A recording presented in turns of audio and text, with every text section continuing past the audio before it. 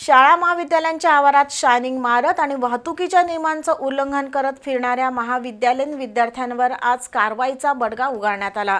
या कारवाईतून 369 वाहनधारकांकडून 4,17,750 रुपयांचा दंड वसूल करण्यात आला आहे। कोल्हापूर शहरातील शाळा महाविद्यालयांच्या परिसरात अनेक तरुण गाड्या घेऊन घुटमळत असतात। त्यांच्यामुळे वाहतुकीला अडथळा होतो तर काही वेळा अपघातही झालेत।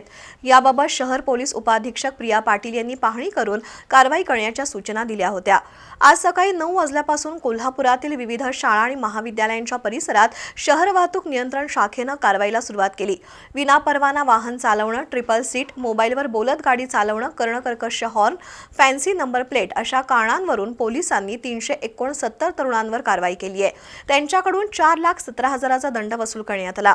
दरम्यान विवेकानंद आणि महावीर कॉलेज परिसरात शहर पोलीस उपाधीक्षक प्रिया पाटील आणि शाहूपुरीचे निरीक्षक संतोष डोके यांनी विद्यार्थिनींशी संवाद साधला। कुणीही छेडछाड केली तर 112 नंबरवर कॉल करण्याचं आवाहन केलं। तसंच महाविद्यालयाच्या परिसरातील तक्रार पेटीमध्ये आपल्या व्यथा मांडू शकता असं सांगितलं। या मोहिमेत पोलीस निरीक्षक नंदकुमार मोरे, किरण लोंढे, श्रीराम कन्हेरकर यांचा समावेश होता।